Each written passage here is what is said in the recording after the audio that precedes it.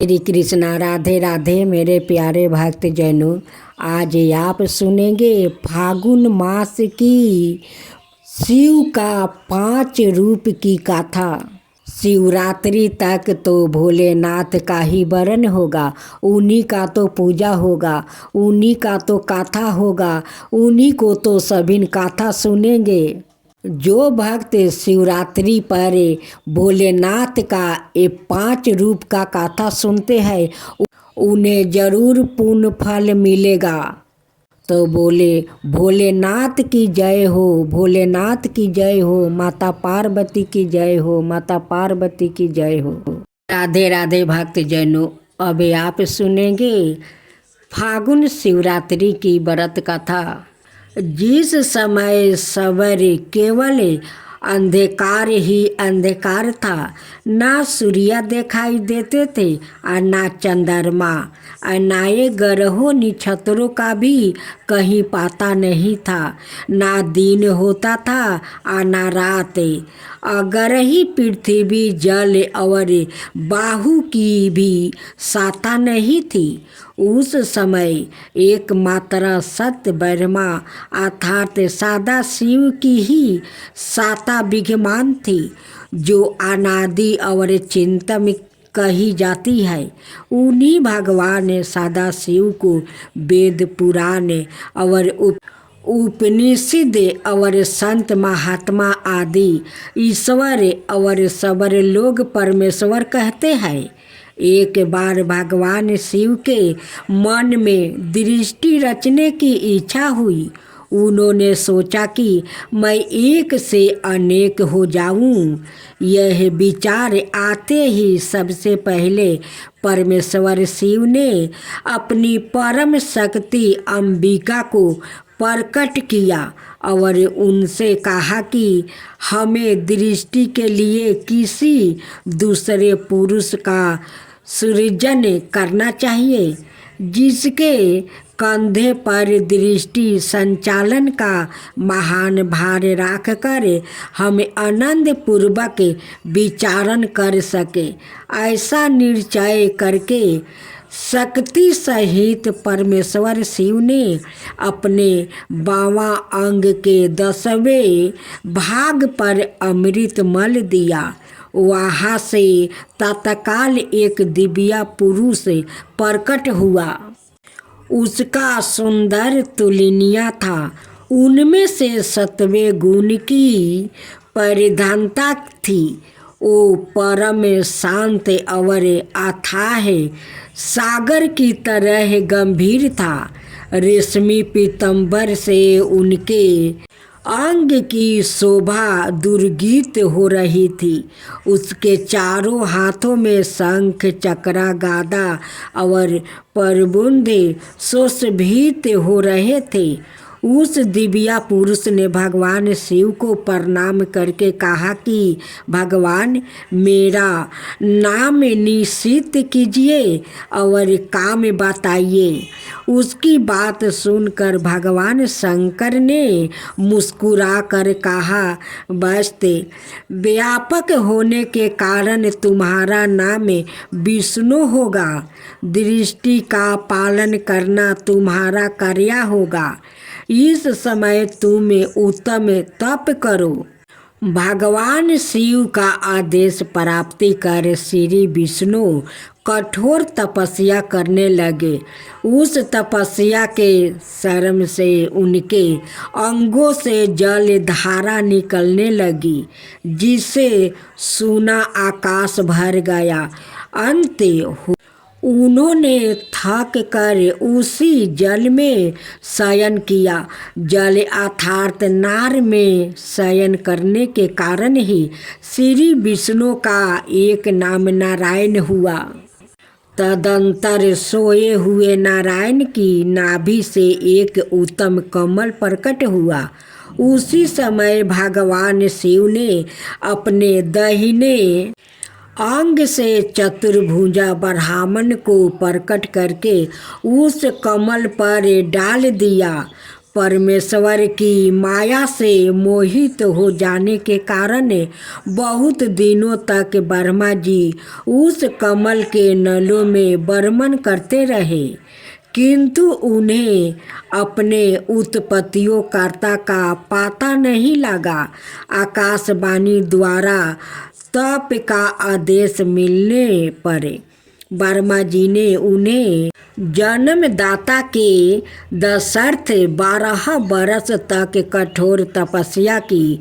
तत्पश्चात उनके सम्मुख भगवान विष्णु प्रकट हुए। परमेश्वर शिव की लीला से उस समय वहाँ श्री विष्णु और ब्रह्मा जी के बीच विभेद छिड़ गया। सहसा उन दोनों के मध्यम एक दिव्या अगस्त्य बंभे प्रकट हुआ। बहुत प्रयास के बाद भी ब्रह्मा और विष्णु उस अगस्त्य बम के यादि अंत का पता नहीं लगा सके।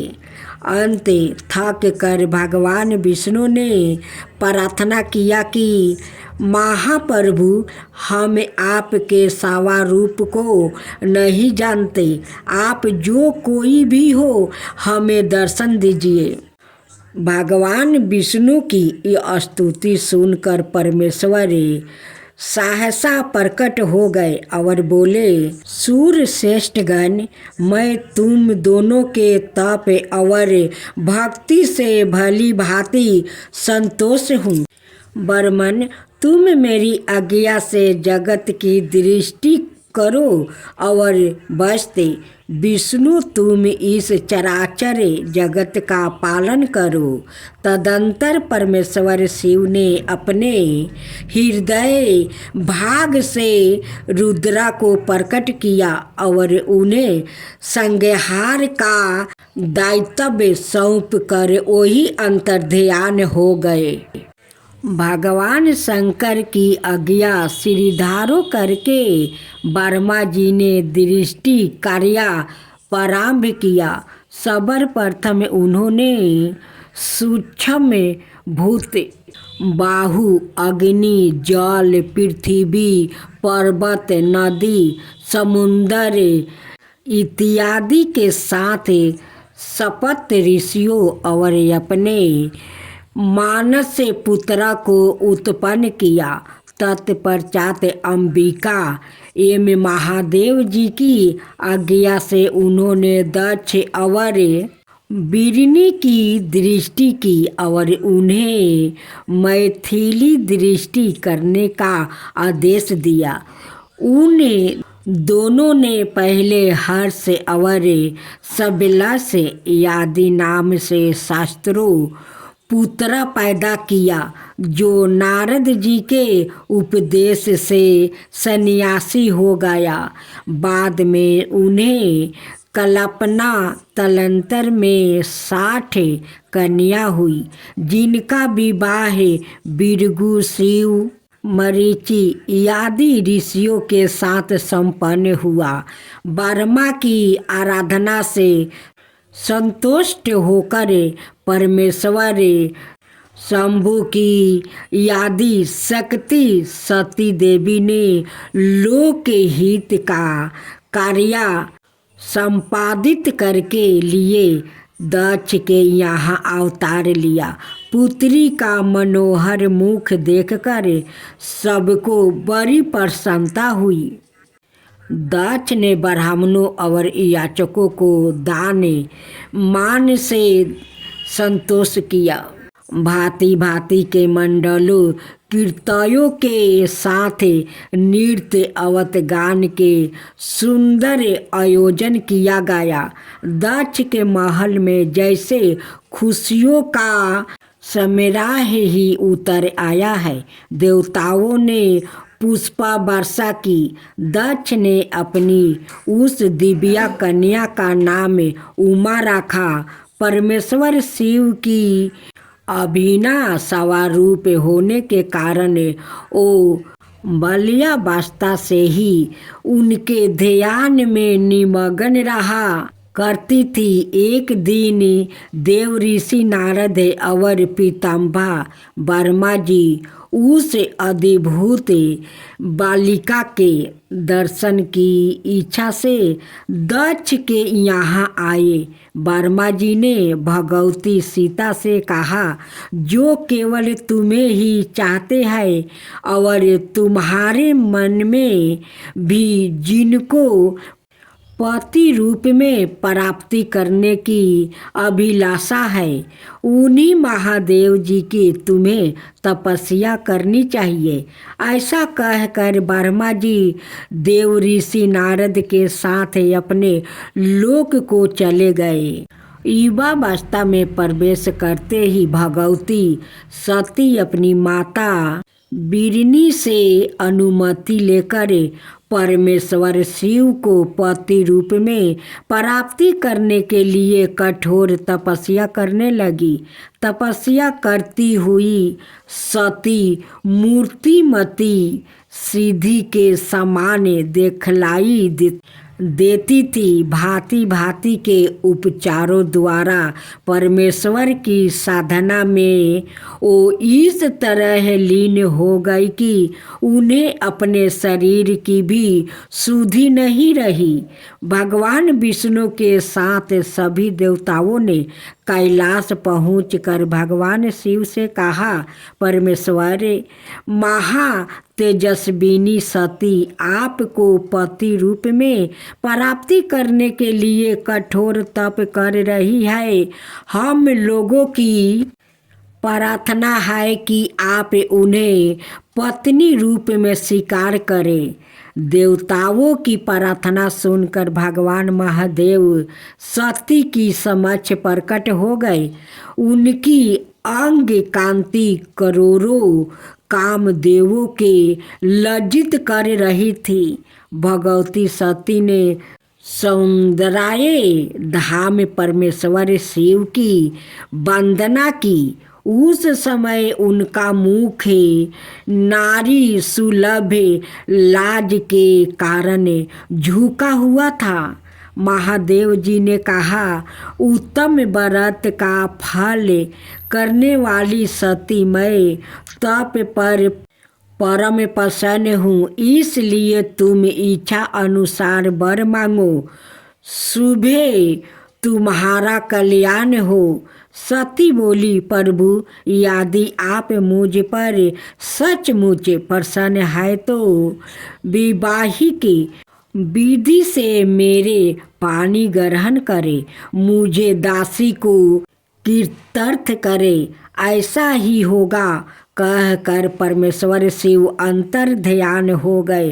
तदंतर शंभु लगन और मुहूर्त में वर्जपति दक्ष ने हर्षपूर्वक अपनी पुत्री सती का हाथ भगवान शंकर के हाथों में दे दिया। परमेश्वर शिव को अपनी कन्या प्रदान करने के दक्ष कृतार्थ हो गया। समस्त देवताओं और ऋषि मुनियों के आनंद की सीमा नहीं रही। विवाह परंत दक्ष से विदा लेकर शिव के साथ महादेव कैलाश लौट आया। समस्त संसार सती और शिव के इस दिव्या मिलन से आनंदित हो गया। अब आप सुने सती का योग अग्नि में आत्मदाह की कथा। परमेश्वर शिव अपनी आदि शक्ति भगवती सती के साथ कैलाश पर आनंद पूर्वक विहार करने लगी। उस दिव्या चंपित के नैसर्गिक के प्रेम को देखकर शिवगण आनंद में झूम उठे।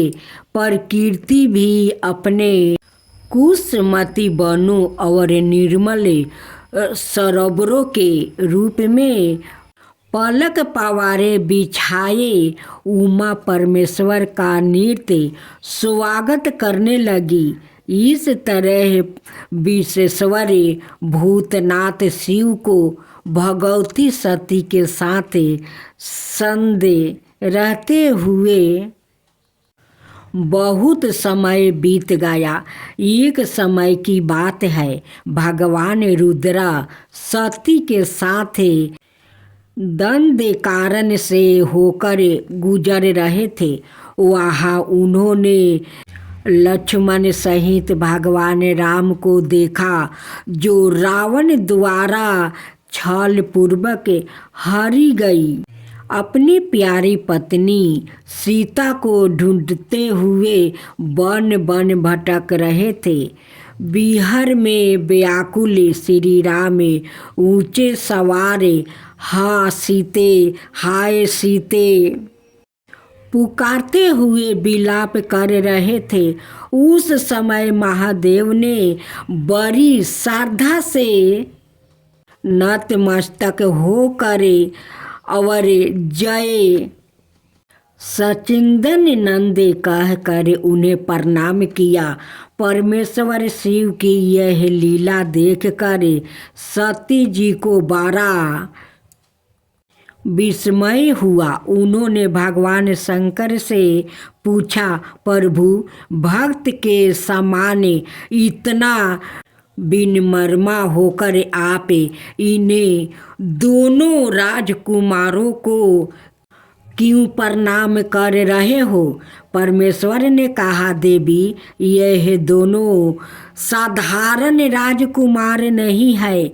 इनका पर्याकट सूर्या वंश के महाप्रतापी राजा दशरथ के यहाँ हुआ है। यह दोनों साक्षात भगवान विष्णु और शेष है, जो श्री राम और लक्ष्मण के रूप में दृष्टि के कल्याण के लिए नर लीला कर रहे हैं। परंतु शिव की महिमा से मोहित सीता के मन में उनकी बातों पर विश्वास नहीं हुआ। भगवान शिव ने कहा, प्रिय, यदि तुम्हें मेरी बात पर विश्वास नहीं है तो सवाए वहाँ जाकर अपने विवेक से श्री राम की परीक्षण कर लो। मैं इस वट वृक्ष के नीचे तब तक तुम्हारी प्रतीक्षा करूँगा। सती मोह भेष सीता का रूप धारण कर श्री राम की परीक्षा लेने गई। रघुकुल नंदन श्री राम सब कुछ जान गए। उन्होंने सती को प्रणाम किया और हंसते हुए बोले, देवी, आप अकेली इस वन में क्यों आई है? भगवान शंभु कहाँ है और आपने यह नृत्य रूप क्यों धारण कर लिया है? सती जी बहुत लज्जित हुई और भगवान शंकर के पास वापस लौट आई। महादेव ने पूछा, देवी, तुमने भगवान श्री राम की परीक्षा किस प्रकार ली है? सती ने उत्तर दिया, प्रभु, मैंने कोई परीक्षा नहीं ली, आपकी ही तरह प्रणाम करके लौट आई हूँ। अंतर्यामी शिव ने ध्यान लगाकर सती का सारा चरित्र जान लिया और मन ही मन वो सती से प्रकृत हो गए। एक बार दक्ष ने बहुत बड़े यज्ञ का आयोजन किया। देवताओं को उत्साह पूर्वक उस यज्ञ में जाते देखा। सती ने भगवान शंकर से पूछा, प्रभु, यह देवगण कहाँ जा रहे हैं? परमेश्वर शिव ने कहा, देवी, तुम्हारे पिता दक्ष ने विशाल यज्ञ का आयोजन किया है। उसी यज्ञ में सम्मिलित होने के लिए यह समस्त देवगण जा रहे हैं। दक्ष मेरे विरोधी हो गए हैं, इसलिए उन्होंने हम दोनों को उस यज्ञ में नहीं बुलाया है। जो लोग बिना बुलाए किसी के घर जाते हैं वो अपमान के भागी होते हैं और अपमान मृत्यु से भी बढ़कर कष्टदायक है और हम दोनों को वहाँ कदापि नहीं जाना चाहिए। भगवान शंकर के बार बार माना करने पर भी जब सती नहीं मानी तब परमेश्वर ने उन्हें अपने 60,000 गणों के साथ दक्ष के यहाँ भेज दिया। जग में भगवान शिव का भाग ना देखकर सती अत्यंत क्रोधित हुई और अपने शरीर को उन्होंने वही अग्निकुंड द्वारा जलाकर भस्म कर दिया। चारों ओर हाहाकार मच गया। रुद्रागण कृपित होकर जग को नष्ट भ्रष्ट करने लगे। किसी तरह महर्षि भृगु ने रक्षोधन मंत्र से जग की रक्षा की।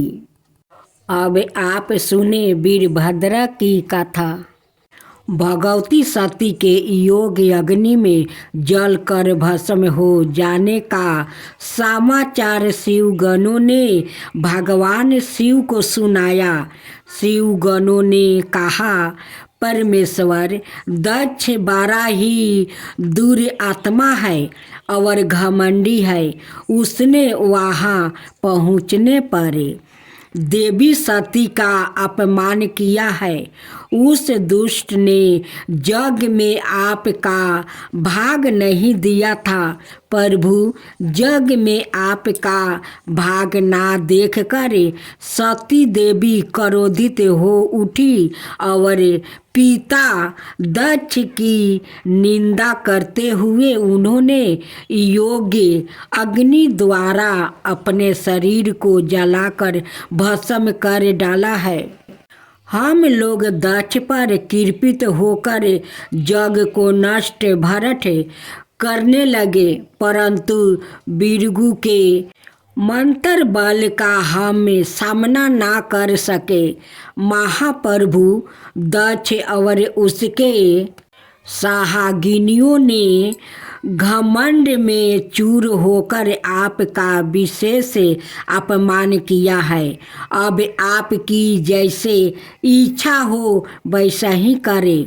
आपने गणों से यह सुनकर उस समय भगवान रुद्रा का शरीर क्रोध से जल उठा। लोक संहारकारी रुद्रा ने अपने सिर से एक जाटा उखाड़ी और रोष पूर्वक उसे पर्वत पर पटक दिया।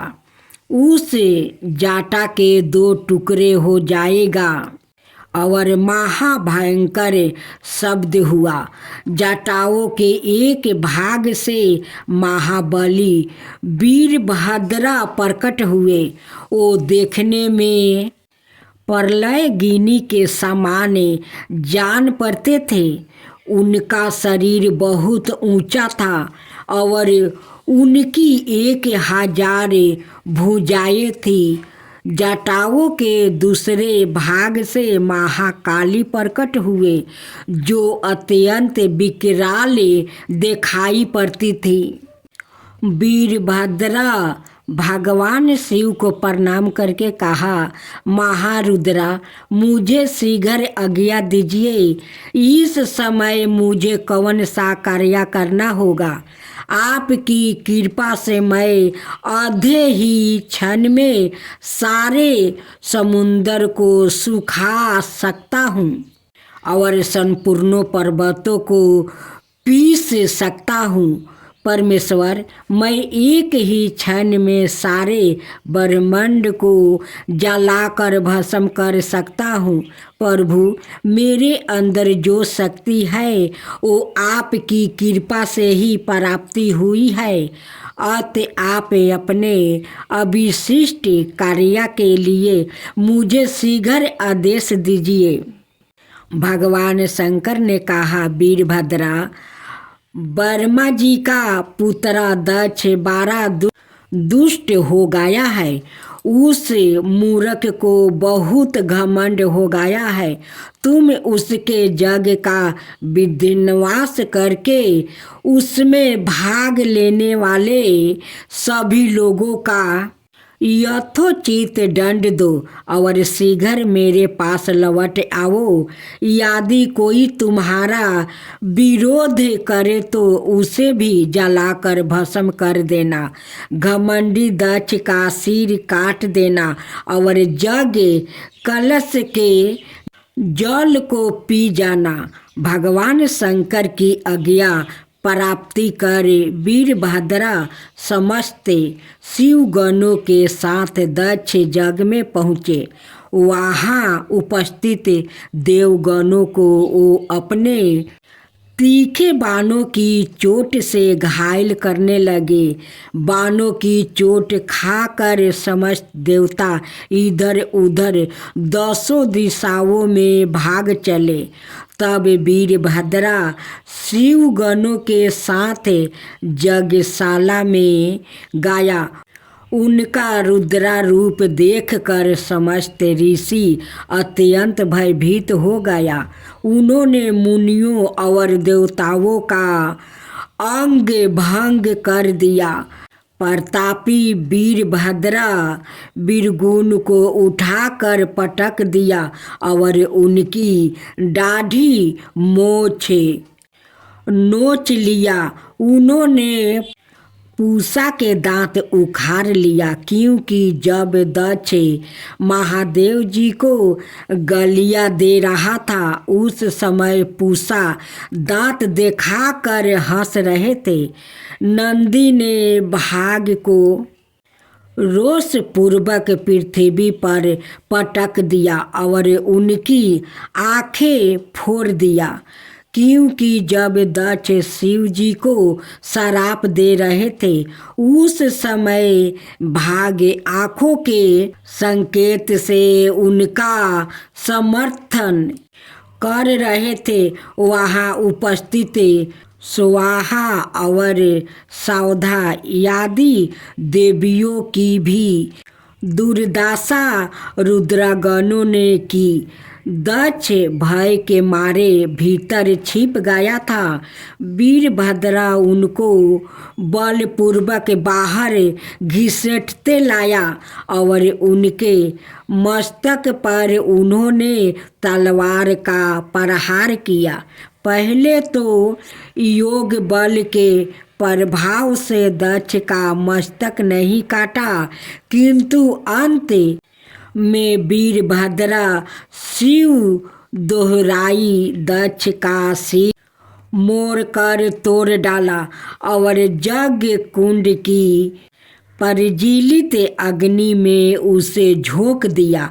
इस प्रकार यज्ञ को नष्ट भ्रष्ट करके वीरभद्रा शिवगणों के साथ कैलाश लौट आया। अब आप सुने ये 5वां कथा, देवताओं की प्रार्थना और दक्ष को क्षमा दान मांगना। दक्ष जग में रुद्रगणों द्वारा पराजित किए जाने से व्यवस्थित मुनि और देवता वर्मा जी के पास गया। वर्मा जी भी अपने पुत्र दक्ष का सिर जग कुंड में भस्म होने के कारण पुत्र शोक में व्याकुल थे। तदंतर देवताओं और मुनियों को साथ लेकर वर्मा जी भगवान विष्णु के पास गया।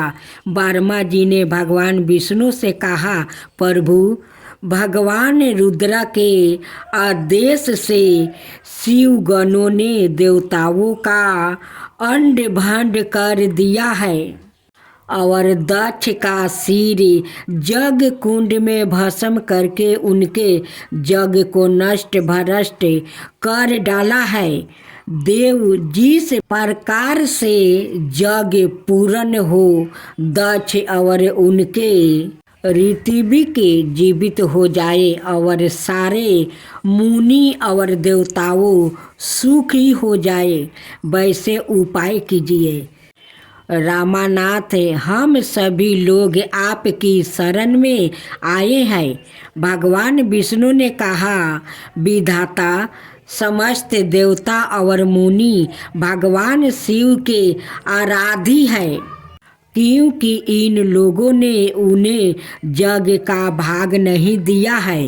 अब तुम लोग शुद्ध हृदय से शीघ्र प्रसन्न होने वाले उन्हीं भगवान परमेश्वर को प्रसन्न करने का प्रयत्न करो। वो क्षण मात्रा में कृपित होकर संपूर्ण जगत को नष्ट कर देते हैं। इस समय वो भगवान महादेव अपनी प्राण लाभा सती के वियोग से दुखी है। दुरात्मा दक्ष ने अपने दुर्वचन रूपी बाणों से उनके हृदय को पहले ही घायल कर दिया है। तुम लोग शीघ्र ही जाकर उनसे अपने अपराधों के लिए क्षमा मांगो। भगवान शंकर आशुतोष है, वो अपने जनों द्वारा अपने प्रति किए गए अपराधों का घायल ना करे, उन्हें क्षमा कर देते हैं। मैं भी तुम लोगों के साथ भगवान शिव के निवास पर चलूँगा और तुम्हारे लिए उनसे क्षमा मांगूंगा। तदंतर श्री हरि सबको साथ लेकर भगवान शिव के पवित्र धाम कैलाश गया। कैलाश पर परम रमणीय दिव्या वट वृक्ष के नीचे सबने भगवान शंकर को विराजमान देखा। शिव भक्त में तत्पर रहने वाले सनकादि ऋषि प्रसन्नता पूर्वक परमेश्वर की सेवा में बैठा हुआ था। भगवान शिव का श्री विग्रह परम शांत दिखाई देता था। भस्म आदि से उनके अंगों की बड़ी शोभा हो रही थी। इस दिव्य रूप में परमेश्वर का दर्शन करके विष्णु सहित सभी देवताओं ने हाथ जोड़कर उन्हें प्रणाम किया और उनकी स्तुति करते हुए वो कहने लगे, परमेश्वर आप संपूर्ण दृष्टि के आदि कारण है। आपके भय से बाहु चलती है, सूर्या तपते हैं और मृत्यु संहार करती है। हे परमेश्वर, हम लोग अत्यंत दुखी हैं। दीन होकर आपकी शरण में आया है, आप हमारी रक्षा कीजिए। आप शीघ्र कृपा करके दक्ष के अपूर्ण जग को पूर्ण करे, उसे जीवन दान दीजिए। भाग की आंखें, पुष्पा के दांत, बिरगुन की दाढ़ी, मोछ और देवताओं के अंग पूर्वत ठीक हो जाए। हे नाथ, यज्ञ कर्म पूर्ण होने पर जो कुछ शेष रहे वो संपूर्ण आपका भाग हो। ऐसा कहते हुए देवता और मुनियों गणों परमेश्वर के चरणों में दंड के समान पड़ गया। महादेव जी प्रसन्न होकर बोले, दक्ष, यज्ञ का विनाश मेरे द्वारा नहीं हुआ है। दक्ष सवाए दूसरों से दुष्ट ही करता था। दूसरे के प्रति किए गए वातावरण ही अपने लिए फलित होता है। अतः ऐसा कर्म कभी नहीं करना चाहिए जो दूसरों को कष्ट देता हो। दक्ष का विनाश उसके अहंकार द्वारा हुआ है। दूसरों के प्रति किए गए उसका दुष्ट ही उसके अहंकार का कारण बनता है। मैं बालक के समझ कर उसके अपराध को क्षमा करता हूँ।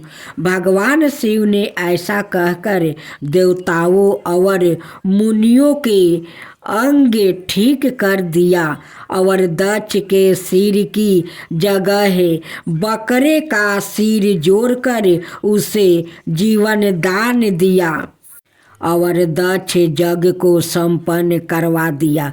इस प्रकार भगवान शिव का कोप भी करुणा का कारण बना। परमेश्वर के संहार के पीछे भी उनकी दया का असीम सागर लहराता रहता था।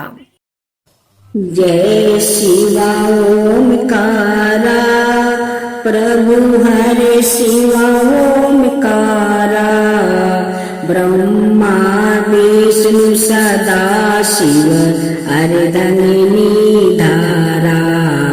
ओम जय शिवा ओमकारा एकानन चतुरानन पंचानन राजे शिव पंचानन राजे हंसासन गरुड़ासन विषवाहन साजे।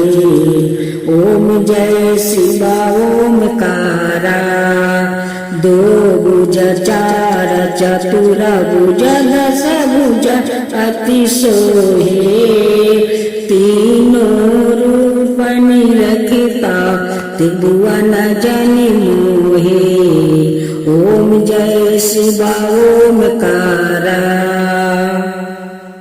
अक्षर माला बने माला मंगी माला तारी चंदन मृग मद सोहे बोले सुभिकारी।